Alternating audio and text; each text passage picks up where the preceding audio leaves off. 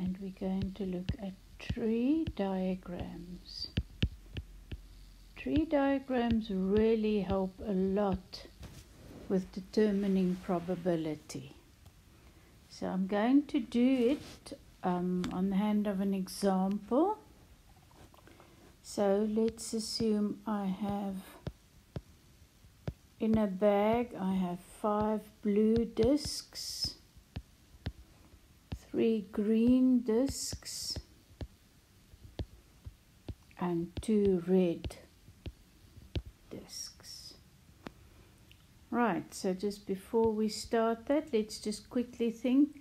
So what is the probability of getting a blue disc if I draw one disc? There are how many blue discs? 5 out of how many discs altogether? 10. So in general, if I would draw a disc out of this bag, half of the time I would get a blue one. Right, now in this specific example, we're going to choose 2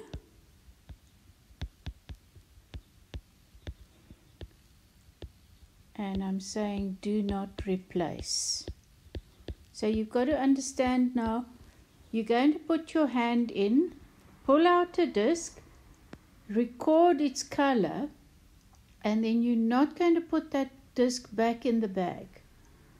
Then you're going to put your hand in and draw another disc and record its color. And we want to look at all possible outcomes. Now your tree works on the actions. So action 1 is draw the first disc. So we're going to start here and we're going to say action 1. What are the possibilities? I could get a blue or a green or a red. So that is one set of branches. What are the chances of getting a blue? We said 5 out of 10. Don't change it to a half. It actually works better if you keep it as 5 out of 10. What are the chances of getting a green? It would be 3 out of 10. What are the chances of getting a red? Would be 2 out of 10.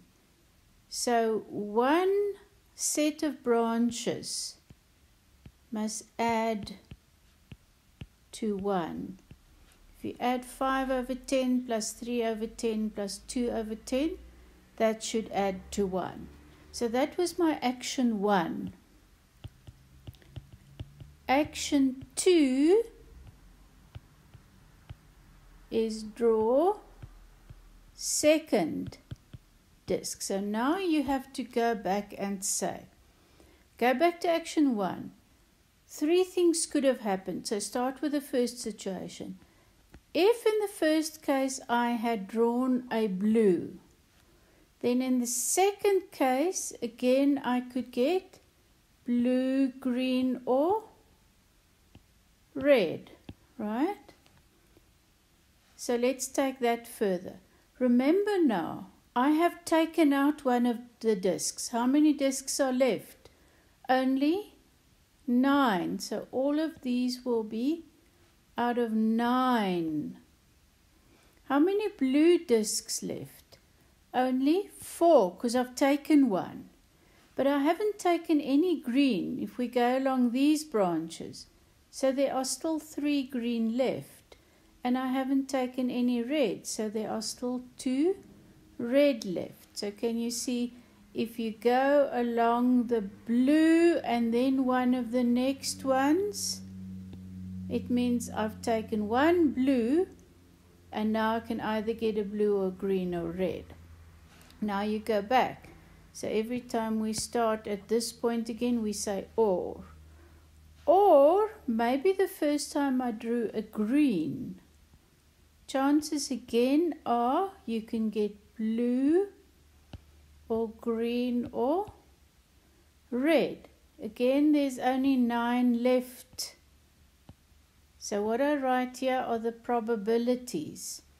But if the first time I drew a green, then there are still 5 blue left. But there will only be 2 green and there's still 2 red. Right, so again, if you take each of the separate ones, you're going to say an OR. My last thing is maybe the first time I got a red. If I draw the second time, again I can get blue or green or red. So remember, the first chance is blue or green or red. It was only one of those things that happened, but we're thinking of all possibilities. So again, in my second time, there will only be 9 discs left in the bag. If I first drew a red, it means there are still 5 blue left. It also means there are still 3 green left, but now there's only 1 red left. So now I've got all the possible outcomes. I could have gone blue and blue, or I could have gone green and red, etc., etc. So let's see some questions we could ask. What is the probability of getting 2 blue? That we see it's the probability of drawing blue and blue. There's only one way we could have done that, is if we went along this branch and then along that branch. And because I say and, I take that probability and I multiply it by that one. You can multiply and simplify. You can leave it in fraction form or write it as a decimal. Here's another one though. Now we must be careful. What is the probability of 1 green and 1 red? The thing we must think about here is, if the question is asked like that, it doesn't say which one happens first. So there's actually 2 things that could have happened, one of 2 things. I could have had first green and then red, or, and if I say or, then I put a plus, I could have had first red and then green. So the first one, first green and then red, you go along the green and then the red.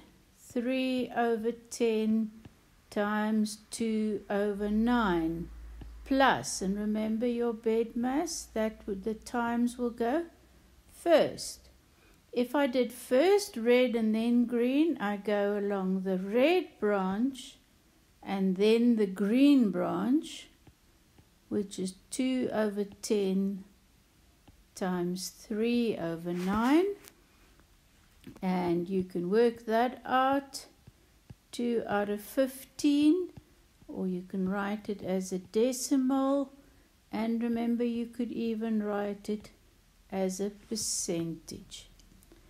So there is a 13% chance of getting a green and a red if we don't specify which one happens first. Just another thing, we said the branches add to 1. In the second case, those branches must add to 1. And these branches must add to 1, and these, the probabilities, of course.